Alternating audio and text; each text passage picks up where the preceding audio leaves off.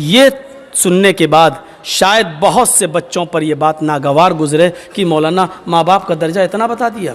अल्लाह के नबी फरमाते हैं अपने माँ बाप की कभी भी नाफरमानी मत करना, अपने माँ बाप का दिल कभी मत दुखाना। आगे वाला जुमला सुनो, वइन अमरा का अन तखरुज मिन अहलिका व मालिक, अगर वो दोनों तुम्हें हुक्म दें कि तुम अपने अहलो अयाल को छोड़ दो और अपना मालो दौलत छोड़ दो, तो उनके हुक्म को मान लेना, यानी अपनी कमाई हुई दौलत छोड़ दो। और वो कहें कि घर से निकल जाओ तो घर से निकल जाना, लेकिन इसके बावजूद माँ बाप की नाफरमानी मत करना। इन जुमलों को देख रहे हैं आप? कोई बाप ऐसा नहीं होगा जो अपनी औलाद को अपने घर से निकाल दे और खुद अपनी औलाद से ये कहे कि अपनी बीवी को तलाक दे दे। ऐसे बहुत कम लोग होंगे कि माँ बाप जो अपने बच्चों का घर बिगड़वा दें। लेकिन हजरत इब्राहीम अलैहिस्सलाम ने इस चीज को जिंदा करके दिखाया था। जब वो अपने बेटे इस्माइल से मिलने गए और इस्माइल अलैहिस्सलाम ने कोई शादी कर रखी थी दूसरे इलाके के अंदर, लेकिन उनकी बीवी नाशुक्री कर गई। इब्राहीम अलैहिस्सलाम ने दरवाजा खटखटाया तो इस्माइल अलैहिस्सलाम घर में मौजूद न थे। उनकी बीवी ने दरवाज़ा खोला, पहचान नहीं पाई ये कौन है। पूछा जी कौन? कहा ये इस्माइल का घर है जी। वो कहाँ गए? जंगल में गए शिकार के लिए। अच्छा, तुम उनकी बीवी हो? हाँ। घर में गुजर बसर कैसा चल रहा है? बहुत बुरा चल रहा है। सुबह खा लो तो शाम को नहीं मिलता, शाम को खा लो तो सुबह नहीं मिलता। इतनी सी बात कही थी। मेरी माँ बहनें सुने, ये बात उनके मतलब की है, सुने अगर मेरी उर्दू समझ में आ रही है तो। हज़रत इब्राहीम ने कहा मैं जा रहा हूँ, जब इस्माइल घर पे आ जाएं तो उनसे कहना एक बुजुर्ग आदमी आया था, एक बूढ़ा आदमी आया था, उसने तुम्हें सलाम कहा है और एक मशवरा दिया है कि अपने घर की चौखट बदल लो। चौखट समझते हो ना? अपने घर की चौखट बदल लो। इस्माइल की बीवी कहती है ये बुढ़ा सटी आ गया, चौखट तो मेरी सही है, सर्दी में धूप भी आती है, गर्मी में हवा भी आती है, ये बुढ़ा कह रहा घर की चौखट बदल लो। इस्माइल अलैहिस्सलाम जब शिकार करके वापस आते हैं, कहा कि एक बुढ़ा आदमी आया था। आया होगा, हाँ। फिर सलाम का, अच्छा सलाम कहा, समझ गए कि मेरे बाप हैं जी। और पता नहीं, और कहा कि पता नहीं वाली बहकी बहकी बातें कर रहा था, बुढ़ा था, सटिया गया था। कहने बताओ तो क्या कहा उसने? कहा अपने घर की चौखट बदल लेना। कहा बीवी तुमने क्या कहा उससे? कुछ नहीं, उसने पूछा था घर का गुजर बसर कैसा चल रहा, मैंने कह दिया बहुत बुरा, सुबह खा लो तो शाम को नहीं मिलता, शाम को खा लो तो सुबह नहीं मिलता। कहो हाय मेरी बीवी, वो बुढ़ा मेरा बाप था, तुम उसकी बहू हो, और उसने जो ये कहा कि अपनी चौखट बदल लेना, इसका मतलब यह है कि उसने तुम्हें तलाक देने का हुक्म दिया है मुझे। उसने इशारा कर दिया है कि घर की चौखट ठीक नहीं है।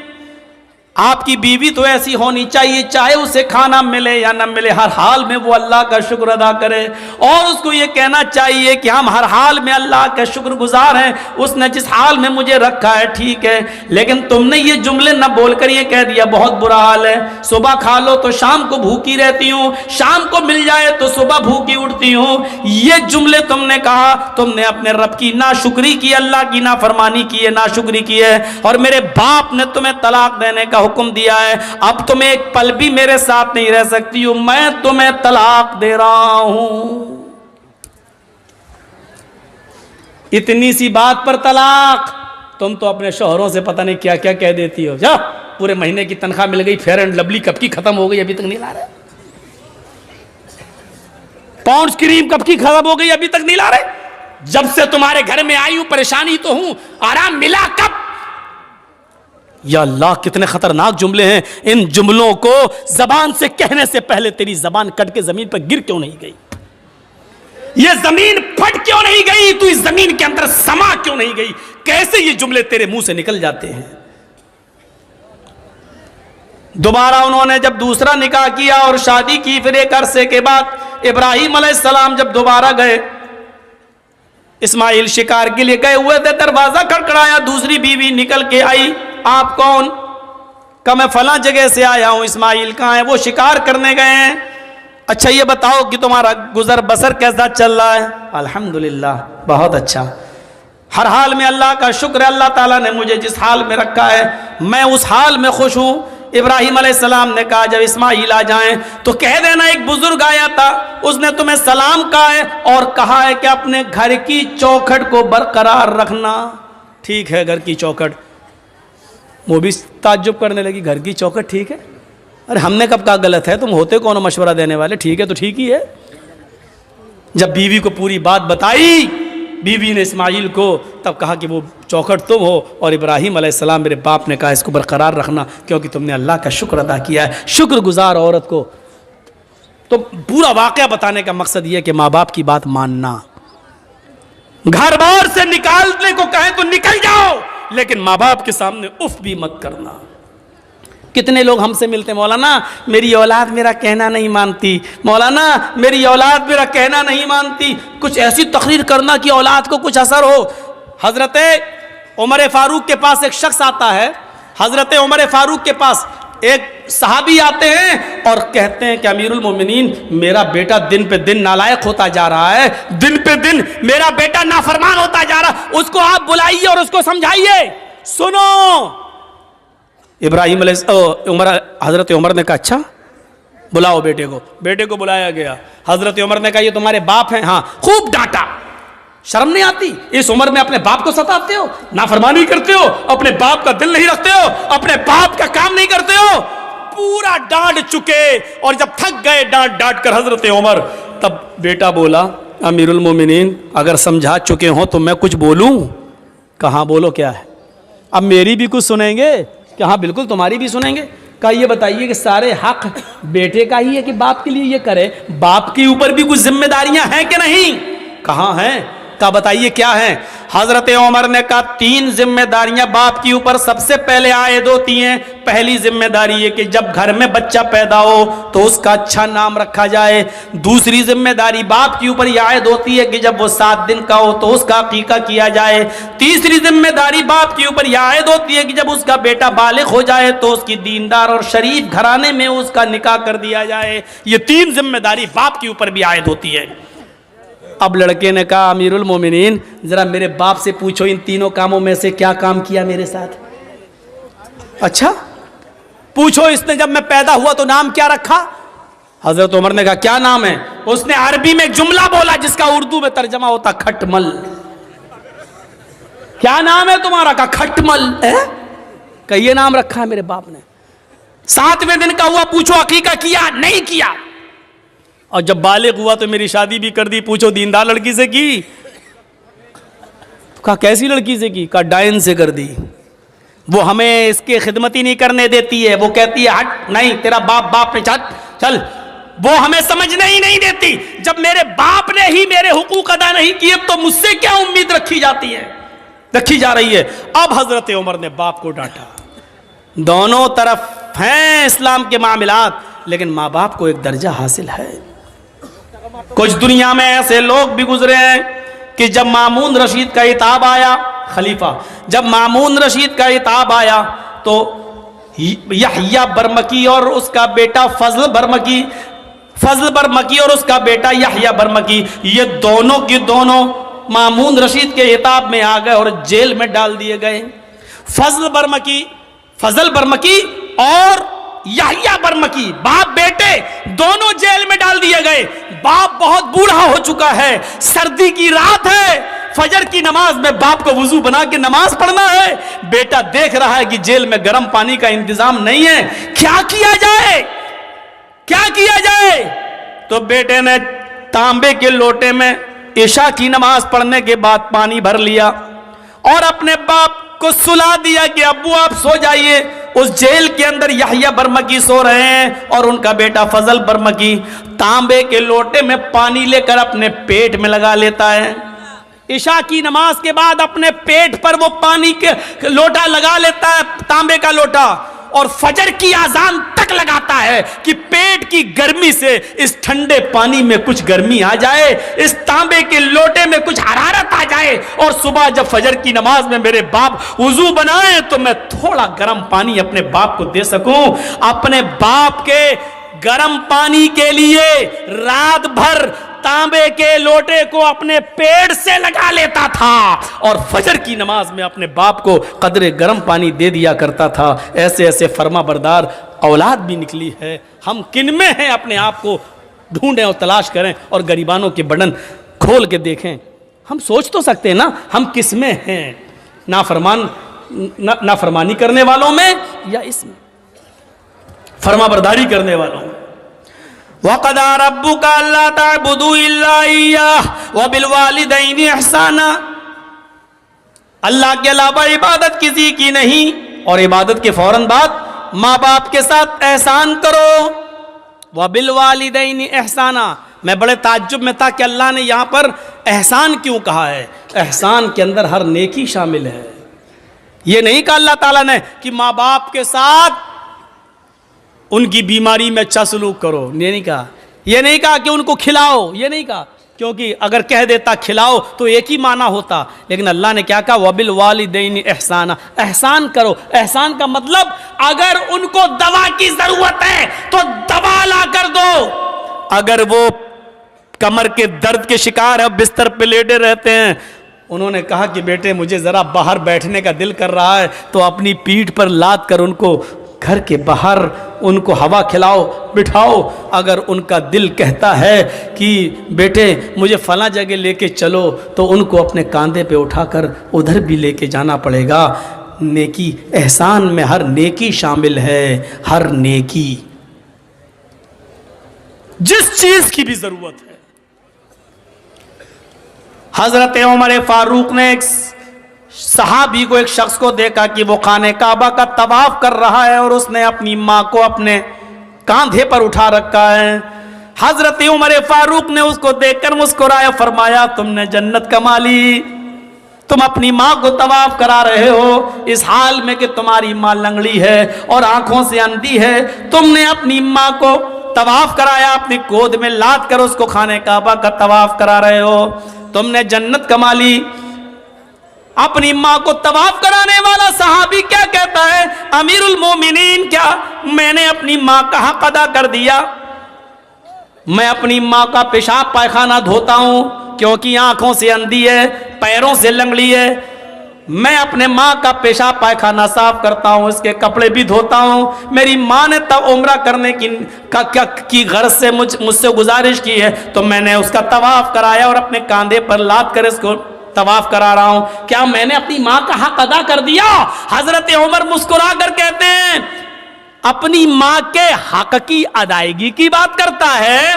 तेरी माँ जब तुझे पैदा कर रही थी, तुझे जन रही थी, तुझे अपने पेट से बाहर निकाल रही थी, और उसको जनते वक्त पैदा करते हुए जो तकलीफ एक औरत को होती है, जब उसको वो तकलीफ हो रही थी और उसके मुंह से जब पहली चीख निकली, आह, जब तू अपने माँ के पेट से बाहर आ रहा था और दर्द की वजह से जब तेरी माँ कराई, चिल्लाई, उसने कितनी चीखें मारी है मुझे पता नहीं, उसने कितनी आवाजें दी है मुझे पता नहीं, लेकिन दर्द की पहली आवाज जो उसके मुंह से निकली, आए मेरे दोस्त, अभी तो तूने अपनी माँ की उस पहली आवाज का भी हक अदा नहीं किया, उसकी पूरी जिंदगी का तू हक क्या अदा करेगा? अभी तो तूने अपनी माँ के पैदा करते वक्त होने वाली तकलीफ की पहली दर्द की आवाज का भी हक अदा नहीं किया।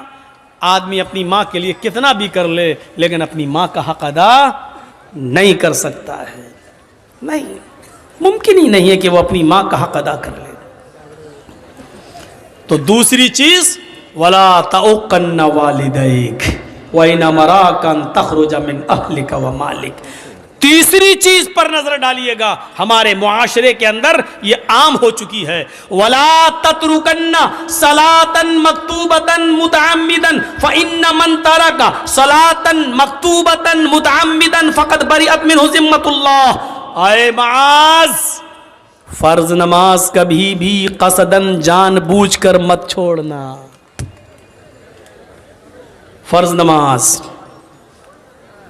क्या बोलूं, कहां से शुरू करूं और कहां पे ख़त्म करूं। नमाज के सिलसिले में हमारी सोसाइटी, हमारा समाज क्या है। समाज के अंदर बहुत जल्दी मीटिंग हो जाती है, फलां लड़की को फलां लड़के ने गांव में छेड़ा है, पंचायत बैठ जाती है, इतना रुपया जुर्माना दो या शादी, सजा मुतय्यन हो जाती है, पंचायत बैठ जाती है। वाह रे गांव के पंचायतियों, मुबारकबादी के लायक हो तुम। लेकिन दिल पे हाथ रख के बताना, जिसने आपके मोहल्ले में फजर की नमाज ना पढ़ी हो, उसके लिए तुमने कौन सी पंचायत की है। असर की नमाज के वक्त वो अपने खेत में खेत जोत रहा था, तुमने उसके लिए कौन सी पंचायत की है।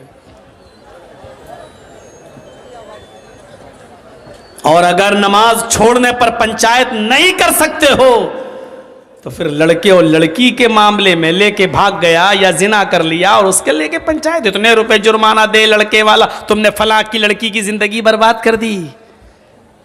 वाह साहब, लड़की की जिंदगी बर्बाद। लड़का, मैंने कोर्ट के अंदर एक बहस में लेडी वकील की ये बहस सुनी है अपने कानों से कि जब वो लेडी वकील लड़के का मुकदमा लड़ रही थी और लड़के का मुकदमा जेंट्स वकील लड़ रहा था, लड़की का मुकदमा जेंट्स वकील और लड़के का मुकदमा लेडी लेडी वकील बचा रही थी लड़के को, और जेंट्स जो वकील था वो सजा दिलवाना चाह रहा था।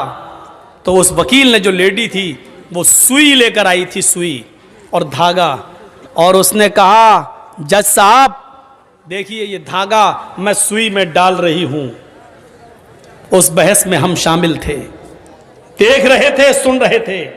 ऐसे जब धागा सुई तक ले जाती थी और सुई को ऐसे कर लेती थी, देखिए साहब धागा सुई में नहीं जा रहा है ऐसे।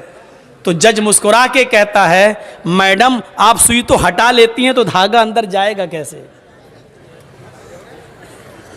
कहा, जज साहब अब आपको फैसला कर देना चाहिए, जब लड़की खुद अपने आप को अगर बचाने लगे तो लड़का उसके साथ रेप कर कैसे सकता है।